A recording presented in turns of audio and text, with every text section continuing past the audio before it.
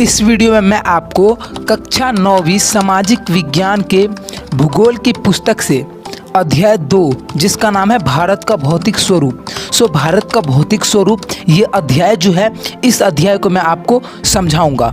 इससे पहले हमने भाग 1 और भाग 2 अध्याय 2 पर भाग 1 और भाग 2 आया था, जिसमें हमने भारत के भौगोलिक वितरण के 4 टॉपिक पढ़े थे। टोटल 6 थे, तो जिसमें से हमने 4 टॉपिक पढ़ लिया था और इसमें हम 5 और 6 यानी कि 2 टॉपिक पढ़ेंगे। तो इससे पहले का अगर वीडियो नहीं देख रखे हो तो वह वीडियो आपको ऊपर आई बटन में या फिर उस वीडियो का लिंक आपको नीचे डिस्क्रिप्शन बॉक्स में मिल जाएगा। अन्यथा वीडियो ख़त्म होगा तो मैं एंड स्क्रीन पर पूरा प्लेलिस्ट यानी कि सारा वीडियो एक ही साथ ही दे दूंगा।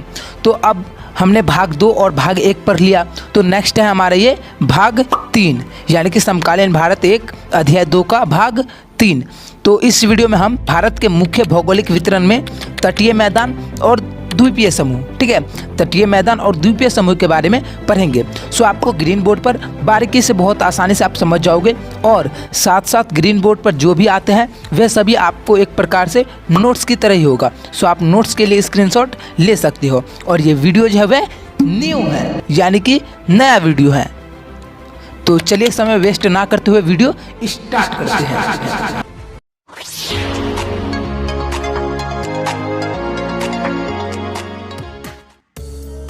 तटीय मैदान इस वीडियो का हमारा ये पहला टॉपिक है और संपूर्ण भूगोल के अध्याय 2 का 5वां टॉपिक है तटीय मैदान। तो तटीय मैदान के लिए पहला बिंदु दिया गया है कि भारत के प्रायद्वीप पठार में तटीय मैदान स्थित है। तटीय मैदान कहाँ स्थित है? भारत के प्रायद्वीप पठार में, मीन्स भारत के प्रायद्वीप पठार में तटीय मैदान स्थित है। दूसरा बिंदु दिया गया है कि इन्हें क्रमशः पूर्वी तटीय मैदान एवं पश्चिमी तटीय मैदान कहा जाता है। तो पूर्वी तटीय मैदान में पहला बिंदु दिया गया है, यह पूर्वी घाट तथा बंगाल की खाड़ी के मध्य में स्थित है। अब पूर्वी मैदान कहाँ स्थित है? बंगाल की खाड़ी के मध्य में, ठीक है, पूर्वी घाट तथा बंगाल की खाड़ी के मध्य यानी कि बीच में स्थित है पूर्वी तटीय मैदान।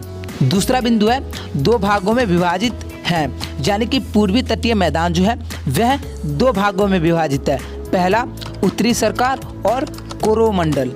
तो उत्तरी सरकार और कोरोमंडल के बारे में चलिए हम अगली वाले पेज पे पढ़ते हैं।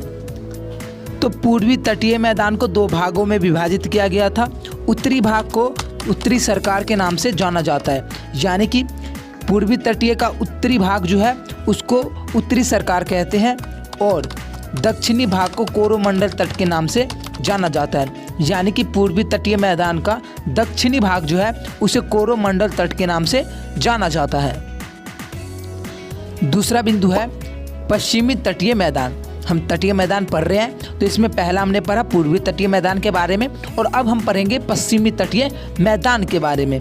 तो पश्चिमी तटीय मैदान में पहला बिंदु है, यह पश्चिमी तट, पश्चिमी घाट तथा अरब सागर के बीच स्थित है, ठीक है। पश्चिमी तटीय मैदान कहाँ स्थित है? पश्चिमी तट, पश्चिमी घाट और अरब सागर के बीच में स्थित है। इसके 3 भाग है, कोंकण, कन्नड़ और मालवार, यानी कि पश्चिमी तटीय मैदान जो है इसके 3 भाग है, कोंकण, कन्नड़ और मालाबार तट। हमने पिछले वाले पेज पर पढ़ा था कि पश्चिमी तटीय मैदान के 3 भाग है, कोंकण, कन्नड़ मैदान और मालाबार तट।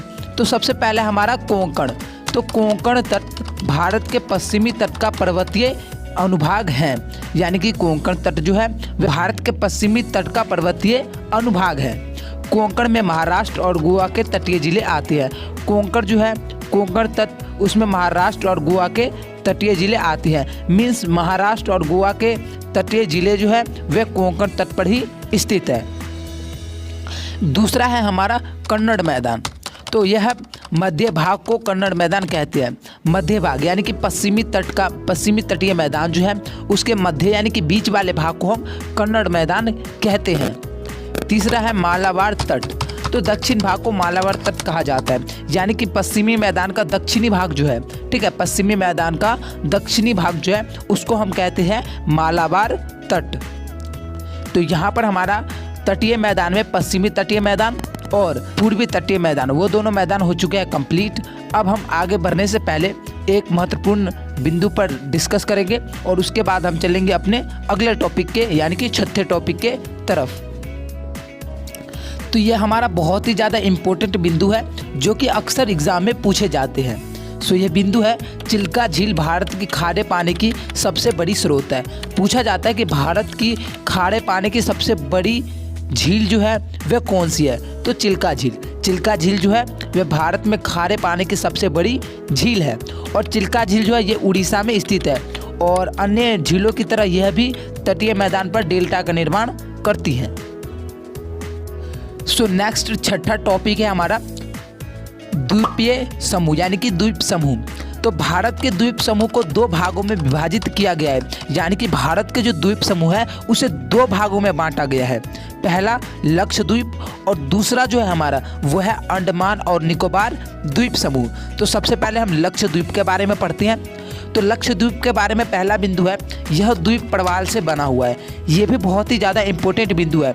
पूछा जाता है कि कौन सा ऐसा द्वीप है जो प्रवाल से बना है या फिर लक्षद्वीप जो है वह किससे बना है। तो लक्षद्वीप जो हमारा वह प्रवाल से बना है। दूसरा बिंदु है, इनका कुल क्षेत्रफल 32 किलोमीटर वर्ग है, यानी कि द्वीप समूह जो है इसका कुल क्षेत्रफल 32 वर्ग किलोमीटर है, यानी कि 32 किलोमीटर स्क्वायर है। तीसरा बिंदु है, कावरवती इसका प्रशासनिक मुख्यालय है। कावरवती लक्षद्वीप का प्रशासनिक मुख्यालय क्या है, कावरवती, यानी कि कावरवती जो है वह लक्षद्वीप का प्रशासनिक मुख्यालय है। तो लक्षद्वीप के बारे में अन्य बिंदुएं चलिए अगले पेज पर पढ़ते हैं। सो लक्षद्वीप समूह का अगला बिंदु है कि इस द्वीप समूह में पादप तथा जंतुओं की अनगिनत प्रकार की जातियां पाई जाती है, यानी कि लक्षद्वीप समूह में पादप और जंतुओं की बहुत सारी जो जातियां हैं वह जातियां पाई जाती है, मतलब अलग अलग जातियां पाई जाती है। अलग अलग प्रकार के बहुत सारे पादप और जंतु यानी कि पेड़ पौधे और जंतु जो है जानवर और बहुत सारे पाए जाते हैं लक्षद्वीप समूह में। दूसरा बिंदु है, पिटली द्वीप में मनुष्य का निवास नहीं है, वहाँ एक पक्षी अभ्यारण्य है। लक्षद्वीप समूह में जो है वहाँ पर एक पिटली द्वीप है जहाँ पर मनुष्य नहीं रहता है, वहाँ पर केवल पक्षी अभ्यारण्य है। तो ऐसा भी सवाल MCQ आ सकता है कि पिटली द्वीप में मनुष्य का निवास नहीं है, तो यह पूछा जाएगा कि लक्षद्वीप समूह में ऐसा कौन सा द्वीप है जहाँ पर मनुष्य का निवास नहीं है, या फिर ऐसा कौन सा द्वीप है जहाँ पर पक्षी अभ्यारण्य है। तो दोनों का ही ऑप्शन हो जाएगा पिटली द्वीप। सो द्वीप समूह का हमारा दूसरा भाग है अंडमान और निकोबार द्वीप समूह। तो अंडमान और निकोबार द्वीप समूह में पहला बिंदु है, यह दो भागों में विभाजित है। अंडमान और निकोबार द्वीप समूह जो है यह दो भागों में विभाजित है।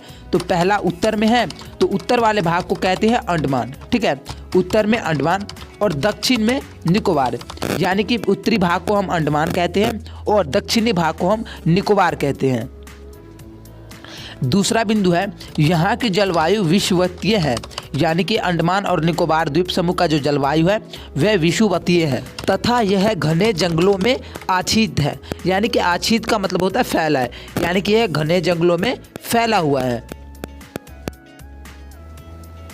नेक्स्ट हमारा बहुत ही ज़्यादा इम्पोर्टेंट टॉपिक है प्लेट विवर्तनिक का सिद्धांत। तो प्लेट विवर्तनिक का सिद्धांत होता क्या है, तो एक सिद्धांत जो भौगोलिक आकृतियों के निर्माण की व्याख्या करने की कोशिश करता है, यानी कि प्लेट विवर्तनिक एक ऐसा सिद्धांत है जो भौगोलिक आकृतियों के निर्माण की व्याख्या करने की कोशिश करता है। यानी किसी आसान शब्दों में समझे तो एक ऐसा भौगोलिक सिद्धांत जो यह व्याख्या करने की कोशिश करता है कि भौगोलिक आकृति जो है इसका निर्माण हुई कैसे है, मीन्स वो कैसे बनी है। तो प्लेट विवर्तनिक का सिद्धांत यही है कि एक ऐसा सिद्धांत जो यह व्याख्या करता है, मतलब उसके बारे में यह कहता है भौगोलिक आकृति जो है वह किस प्रकार से बना है।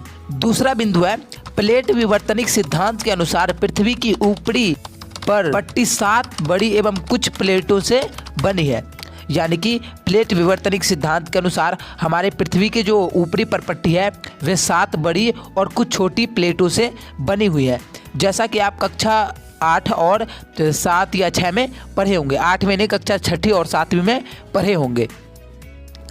तो अब ये प्लेटें जो होती है वह प्लेट गति करती है, तो ये किस प्रकार की गति करती है, कितने गति होता है। तो प्लेटों की गतियों को सामान्यतः 3 वर्गों में विभाजित किया गया है, यानी कि प्लेट की गति जो है उसे सामान्यतः 3 भागों में बांटा गया है। सो इन तीनों गति के बारे में चलिए अगले पेज पर फुल डिटेल में पढ़ते हैं। तो प्लेटों की गतियाँ, प्लेट की 3 गतियाँ होती है, अभिसारी परिसीमा, अपसारी परिसीमा और रूपांतर परिसीमा। तो सबसे पहला है हमारा अभिसारी परिसीमा। प्लेटों का एक दूसरे के निकट आना जिसके कारण वह या तो एक दूसरे से टकराकर या तो टूट जाती है या फिर एक प्लेट दूसरे के नीचे चले जाती है। यानी कि अभिसारी परिसीमा ये जो गति है उसमें प्लेट जो होती है वे एक दूसरे के समीप आती है, तो या तो टकरा करके टूट जाएगी, मतलब आपस में टकरा जाएगा, या फिर एक ऊपर चला जाएगा और एक नीचे चला जाएगा। ठीक है, ऊपर नीचे चला जाएगा। दूसरा है हमारा अपसारी परिसीमा। तो अपसारी परिसीमा में क्या होता है कि प्लेटों का एक दूसरे से दूर जाना।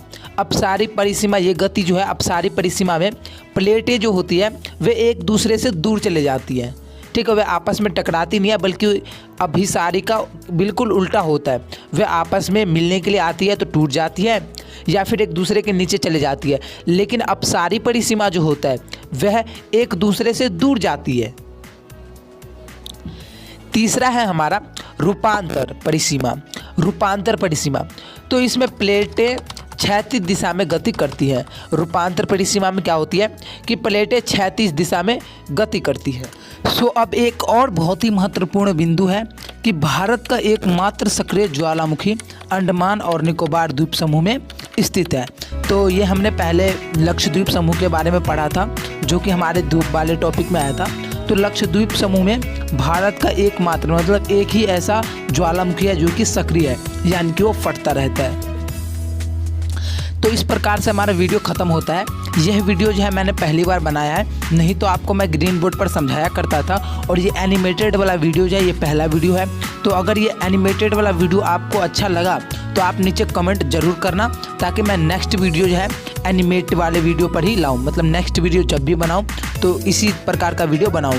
नहीं तो अगर आपको पिछले जैसी वीडियो चाहिए जैसे कि मैं बनाया करता था, वह वीडियो आपको ऊपर आई बटन में या फिर उन सभी वीडियो का लिंक आपको नीचे डिस्क्रिप्शन बॉक्स में मिल जाएगा। वह वीडियो अवश्य देखना और फिर बताना कि आपको कौन सी वीडियो चाहिए। और वीडियो अच्छा लगे तो लाइक कीजिए, अपने दोस्तों के साथ शेयर कीजिए। और MCQ जो आपके एग्ज़ाम जो आ रहे हैं वो MCQ मैं कम्युनिटी टैब में डेली पोस्ट करता रहता हूँ पोल के रूप में, और टेलीग्राम ग्रुप पर भेजता रहता हूँ। सैटरडे को 10 क्वेश्चन जो है आपके टेलीग्राम ग्रुप पर भेजता रहता हूँ। और शॉर्ट जो होती है छोटी छोटी एक क्वेश्चन का शॉर्ट, वो भी अपलोड करता रहता हूँ। सो वह सभी शॉर्ट्स वाले वीडियो की सूचना और अन्य जो भी वीडियो आने वाली है उन सभी की सूचना सबसे पहले पाने के लिए आप हमारे YouTube चैनल को सब्सक्राइब करके नोटिफिकेशन बेल को ऑल पे प्रेस कर सकते हो, ताकि जैसी वीडियो अपलोड आपको सूचना मिल जाए सबसे पहले। सो वीडियो देखने के लिए धन्यवाद।